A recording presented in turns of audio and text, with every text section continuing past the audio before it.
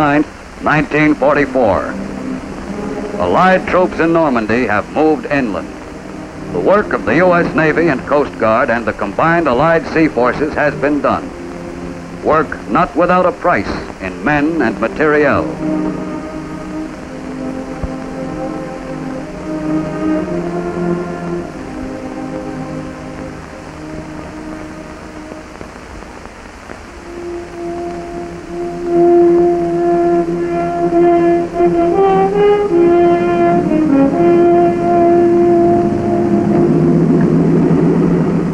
It all began many months earlier. In Chesapeake Bay and other sections of the American coast, untested sailors and soldiers learned the task of getting from ship to shore. But that time, the shore was a friendly one.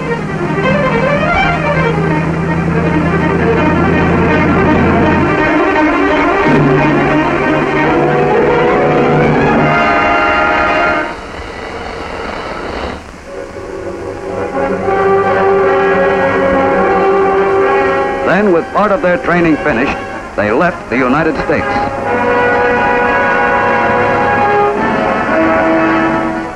Late in the winter and all through the spring, the great convoys moved eastward across the Atlantic. Aboard all the transports, life was the same. The troops relaxed and waited for the voyage to end.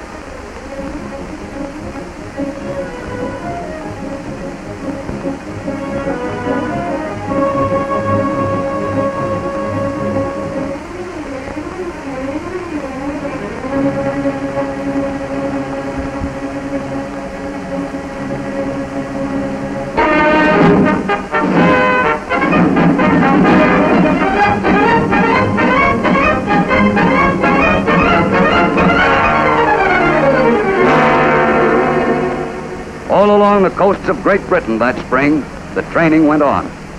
Navy and Coast Guard landing barges practiced landing operations day and night.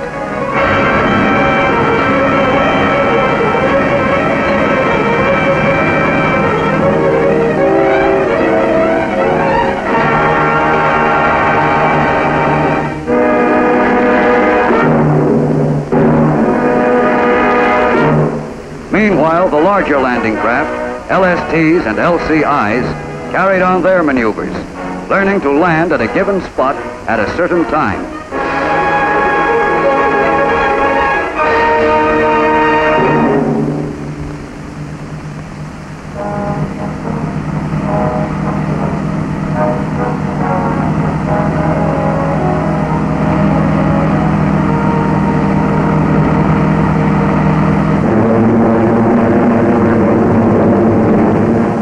All the days of preparation, Allied planes, thousands of them, continued to soften enemy defenses and communications in daily raids.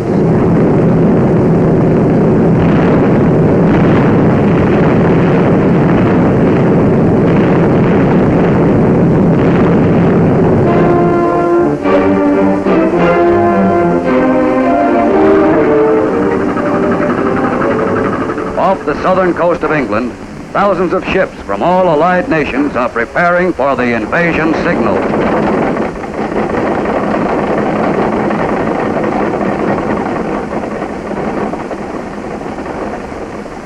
Navy and Coast Guard crews make last-minute preparations.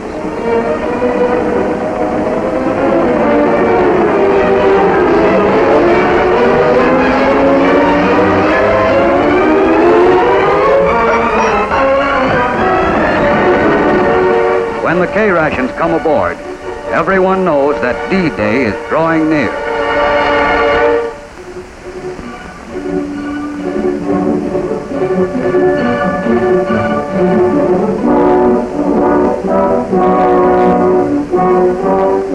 Somewhere in southern England, troops embark on LCVPs to be ferried to the waiting transports offshore.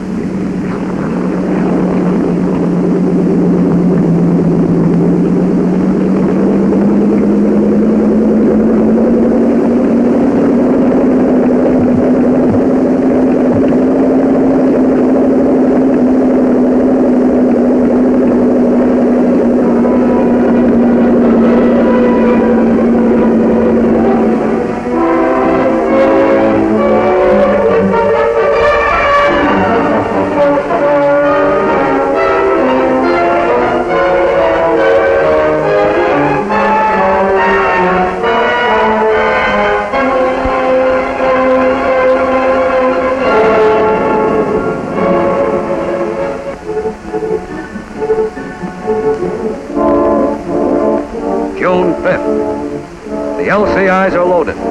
The next time these men step ashore will be on an enemy beach. There's only a little time left to relax.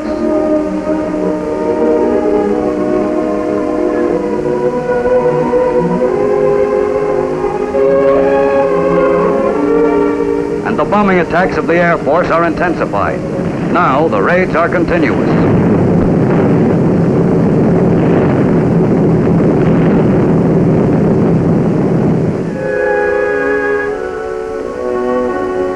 At ports of embarkation, the troops prepare themselves for their greatest battle.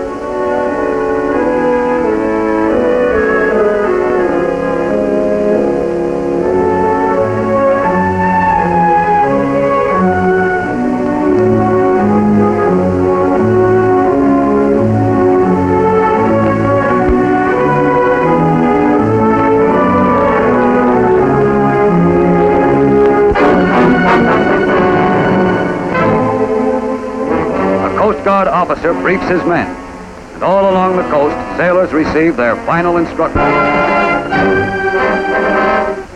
At last, the ships leave the coastal waters and move out into the channel. The slow LSTs loaded with heavy equipment, the transports loaded with men.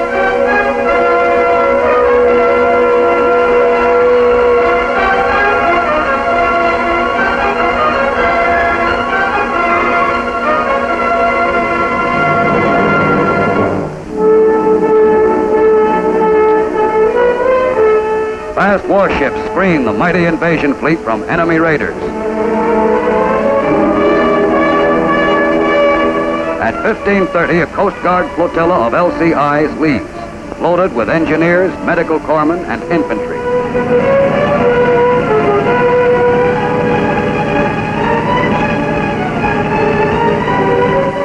D-Day approaches, and the ships are in their assigned positions.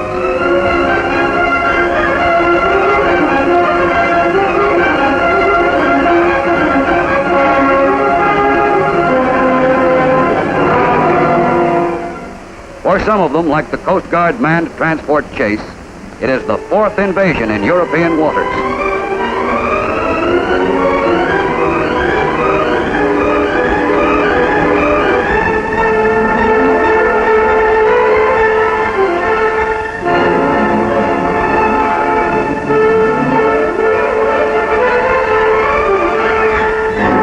The only planes overhead are friendly.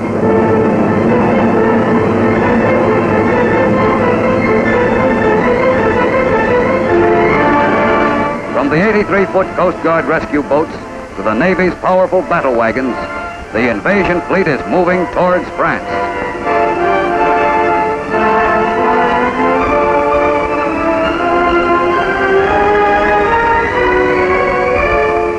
And below decks, officers study the maps that mark the invasion beachheads on the coast of Normandy.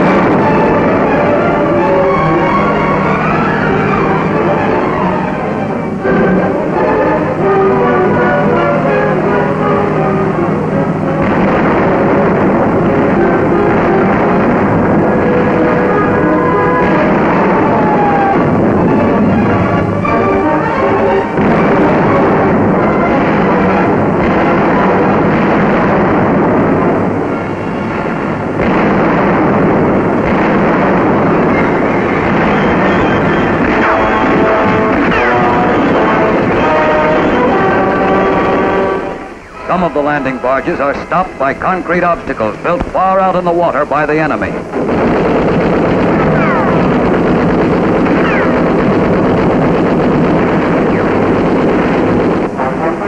Offshore, the larger landing craft approach the beachhead slowly.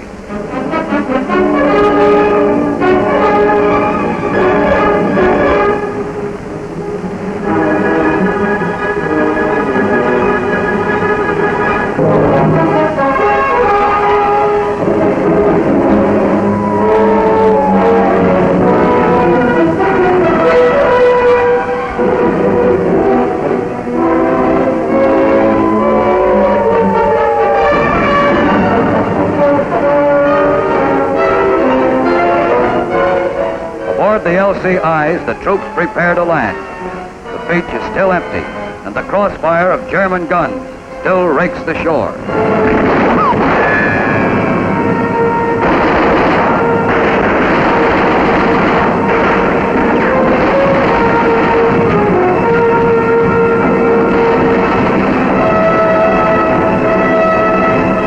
Out of enemy firing range, the LSTs wait to move in until the beaches are cleared.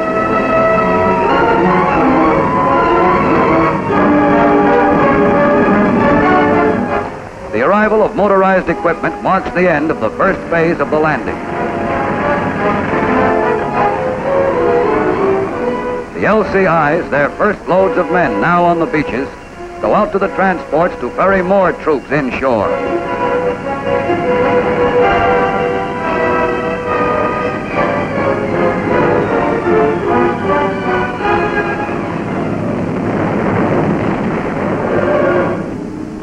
Still waiting beyond gun range, the LSTs unload supplies on smaller LCTs. Heavier equipment is transferred to giant rhino ferries, flat-bottomed barges that will land it ashore. And reinforcements arrive, thousands of men.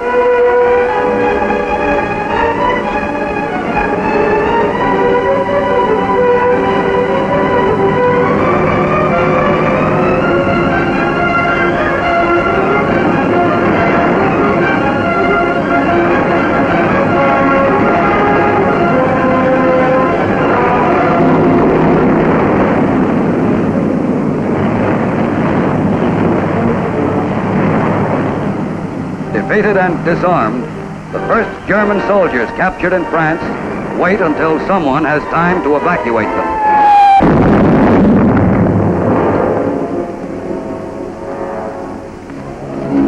Out in the channel, the rescue boats of the Coast Guard are looking for survivors and aiding damaged vessels.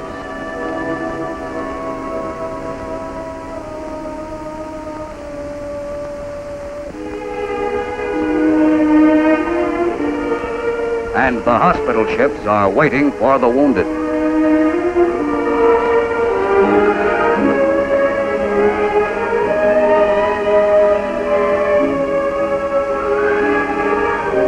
From a damaged Coast Guard LCI, a wounded man is transferred to another ship. The life-saving blood plasma goes with him.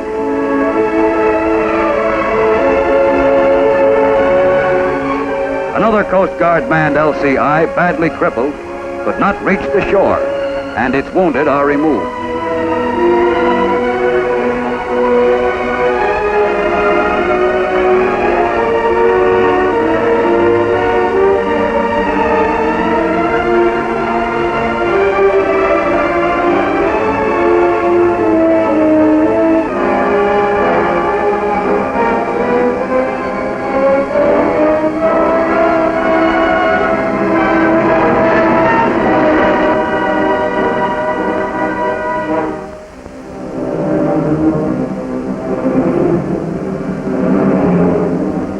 The beach is firmly in Allied hands now, and the vast extent of the operation is visible. Silent evidence of the fierce battle is apparent everywhere.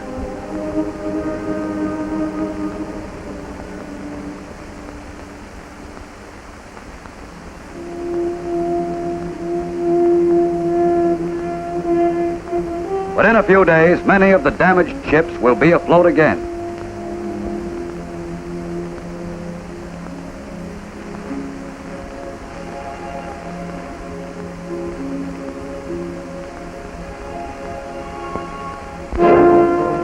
Now more and more troops move inland to push the enemy back.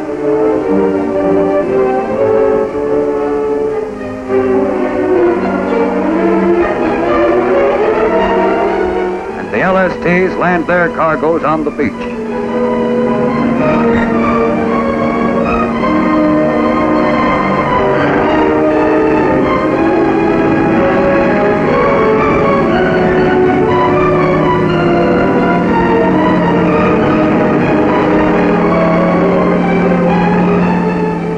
Barges built especially for the Normandy operations are left on the shore to be unloaded.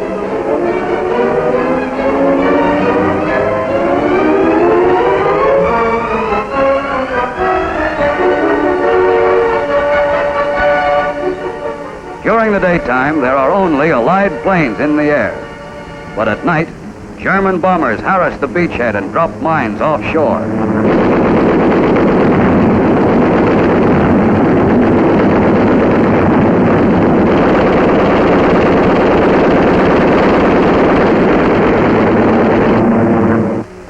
Out of sunken block ships, artificial harbors have been built. Until a port is won from the enemy, these must handle all Allied shipping. Bad weather came after the fighting on the beaches was over.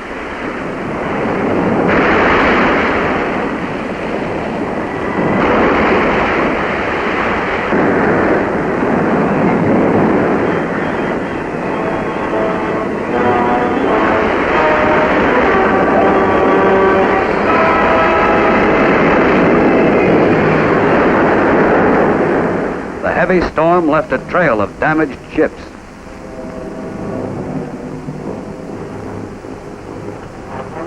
Once again, the landing barges moved out into the channel, this time loaded with German prisoners.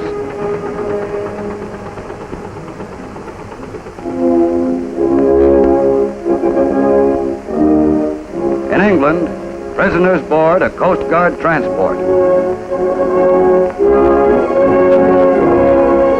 And ships which have carried thousands of American soldiers overseas now return westward with a different cargo, with men who were beaten and captured in Normandy.